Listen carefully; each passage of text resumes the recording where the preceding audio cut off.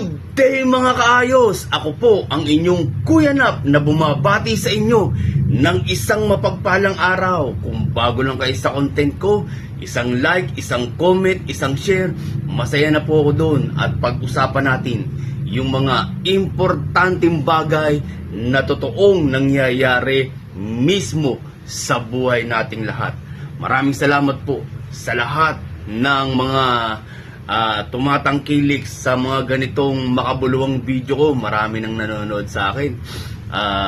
Nakakarating na yung mga video natin kasi sineshare nila, nakakarating na sa iba't ibang lugar. Minsan may mga nagchat-chat pa sa akin na mga foreigner. Shout out sa inyo. God bless po. Maraming salamat po. Sagutin natin tong message sa akin ng isang subscriber natin. Ang pangalan niya ay si Jojo Bato. Jojo Bato ng Bulacan. So, sabi niya, Kuya Nap, baka pwedeng gawin mo namang topic tong tanong ko. Kasi ang tanong niya, ano ba ang pinakamaganda? Diba? Diskarte o pinag-aralan? Diba? Parang narinig ko na tong pinagdedebatehan sa social media, diba? Parang narinig ko na to sa pinagdedebatehan nila RDR. Nanonood kasi ako nun, kila Boss RDR, shoutout po sa inyo. Nanonood ako ng mga tungkol sa mga business na usapan. Pero alam nyo mga kaayos, parehong importante sa buhay ng tao ang diskarte at pinag-aralan, di ba? Depende sa tao yan, di ba? Mahirap din kasi sa isang tao yung walang pinag-aralan, wala kang profesyon, napakahirap nun. Pagka tumanda kang walang ganun, di ba? Parang naitopic ko na ito dati, di ba? Yung mga tungkol sa pag-aaral, naitopic ko na yung ganyan. Lalo na sa panahon ngayon na modern technology, napakahirap. Kahit ako, may pinag-aralan ako, pero pag may mga dumarating na mga bago, parang nagmumukhang tanga rin ako. Minsan nagtatanong pa ako sa anak ko, JC, Nicole, paano ba to? Paano ba yung ganyan? Diba? Napakahirap sumabay pagka wala kang pinag-aralan. Kaya dapat nag-aaral tayo mga kaayos. Kasi pag nag-apply ka sa kumpanya, halimbawa mag-a-apply ka ng trabaho, diba? Ang unang-unang itatanong sa'yo, diba? Ano ang unang-unang itatanong? Ano ba ang natapos mo? Diba? Ano ba ang pinag-aralan mo? Ano ba yung profession mo? Diba? Kung sa unang tanong pa lang, wala ka nang maisasagot doon sa tanong yun, di ba? Parang bagsak ka na agad, nakakaya, di ba? Nag-a-apply ka, wala ka naman palang pinag-aralan. Di ba? Nakakaya yung ganun, mga kaayos. Kung wala kang maisasagot, tsaka ka palang mag-iisip ngayon. Di ba? Kung kailan malaki ka na, 25 years old, 20 plus, di ba? Malaki ka na. Ibig sabihin, malawak na yung isip mo. Tsaka ka palang mag-iisip ngayon. Sana nag-aral pala ako. Diba? May mga ganyan kasi. Kasi mayroong mga kabataan na may kakayahan namang mag-aral, diba? Yung mga magulang kaya kang pag-aralin kahit pa sabihin sa private school, meron namang kakayahan na pag-aralin yung mga bata. Pero yung bata tamad mag-aral.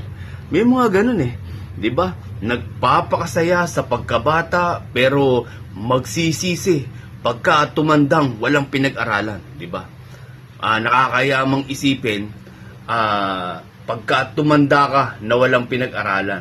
Meron kasing tumanda na kaya siya hindi nag-aral, walang kakayahan yung magulang niya. Talagang nalugmok sa kahirapan, 'di ba? Kaya hindi siya nakapag-aral. Ayun ang tinatawag na hindi sinasadya na tumanda na walang pinag-aralan. Pero pag tumanda ka na may kakayahan namang pag-aralin ng magulang mo, tapos hindi mo naman ginawa, tapos tumanda ka ng walang pinag-aralan, di ba? Parang nakakapagsisi. Tsaka ka palang mag-iisip ngayon, sana nag-aral pala ako. Kung kailan may mga anak ka na, may asawa ka na kailangan mo ng itaguyod, kailangan mo yung pinag-aralan mo, di ba mga kaayos? Pero hindi ko nila lahat marami kasing siniswerte rin. Aminin natin sa hindi, maraming siniswerte rin kahit na sabihin hindi siya nag-aral. Pero alam naman nating nagtatagumpay sa buhay kahit na undergraduate o walang pinag-aralan. Mayroong mga ganyan eh, di ba? Kahit pa sabihin wala siyang pinag-aralan, nagsisikap siya. Ginagamit niya yung sipag at tiyaga, diskarte para magtagumpay sa buhay. Ginagamit niya yung inspirasyon, yung kahirapan, di ba? Para umangat sa buhay. Kasi pagka wala ka kasing pinag-aralan pero may diskarte ka, mga kaayos, pag nakita mo yung sitwasyon ng pamilya mo, yung isip mo umiikot, hindi pwedeng ganito. Dapat magtrabaho ako, magsumikap ako, kahit pa sabihin wala akong pinag-aralan. Yung mga ganyan, marami akong kilala niyan. At alam ko, marami din kayong kilalang ganyan, mga kaayos. Diba? Marami kasing mga tao na kahit walang pinag-aralan, marami naman siyang skills. Sa dami ng hirap na pinagdaanan niya, marami siyang natutunan, marami siyang alam. Diba? Meron kasing, halimbawa, nangangalakal. Sa tagal niyang nangangalakal, nakapagpatayo siya ng junk shop hanggang sa yumaman siya. May mga ganyan eh.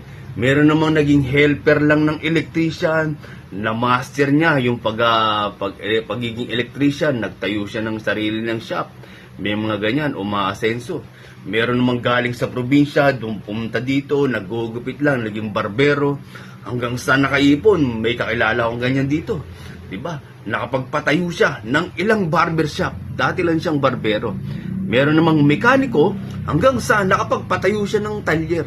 May mga ganyan, mga kaayos, siniswerte. May karpintero, marami akong kakilalang ganyan, mga kababata ko. Dati lang silang mga helper ng karpintero, pero ngayon nangungontrata na. Gumagawa na ng bahay. Na medyo big time na nga sila eh. Mga welder, di ba? Hanggang sa nung maglaon, nakapagpatayo na ng sarili nilang machine shop. Ano ibig ko sabihin, mga kaayos?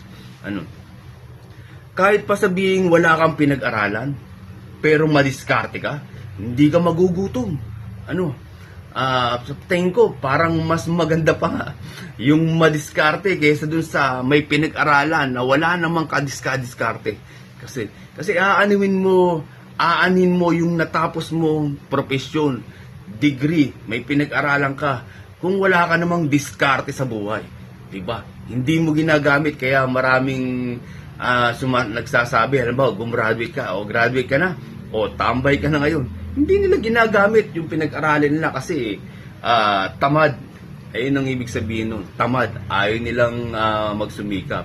Alam niyo yung mga pinakamagandang mga profesyon na ito gustong gusto ko nung bata ko, kaya lang wala kaming kapera-pera nun eh. Hindi ko kayang pag-aralin ng magulang ko. Gusto kong maging doktor. Kasi pagka doktor ka, tingin ko hindi ka magugutom, 'di ba? Ayun kasi ang kailangan ng Pilipinas ngayon, yung pagiging doktor. Malaki ang sahod, 'di ba? Kahit saan ka pumunta, kahit saan kayo padala. Marami kasi akong kaibigan ng doktor na talagang nakakainggit, pero asenso yung buhay nila. Mga kababata ko pa yung iba eh. 'Di ba, mga kaayos? Sana nasagot ko yung tanong mo, Jojo Bato ng Bulacan. Alam mo, parehas kasing importante yan. Diskarte at pinag-aralan. Minsan, kung may pinag-aralan ka, mahina naman yung diskarte mo, mababaliwala yung pinag-aralan mo. Pero kung madiskarte ka naman, eto, may mga kasabihan kasing ganito eh. Ewan ko kung narinig nyo na to, pero ako naniniwala sa ganito. Daig ng madiskarte ang may pinag-aralan, 'di ba? Kasi kung madiskarte ka at maagap ka sa buhay, kahit pa sabihing hindi ka pinag-aral ng mga magulang mo kasi nga sa sobrang hirap, hindi magugutom yung pamilya mo. May tendency kang yumaman. Kasi pagka madiskarte ka, makapalang mukha mo, kayang-kaya mong itaguyod yung pamilya mo, kayang-kaya mong daanan lahat ng mga bagay. Napakaganda ng ganong katangian.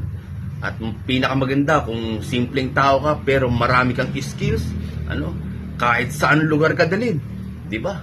Magkakaroon ka ng trabaho, hindi ka magugutom. Manalangin tayo sa Diyos, mga kaayos, na kahit pa yung dumating sa buhay natin, dapat lagi tayong maayos. Dun sa tanong mo, Jojo Bato ng Bulacan, para sa akin, mas maganda kung pagsasamahin ang alin, yung sinasabi mo.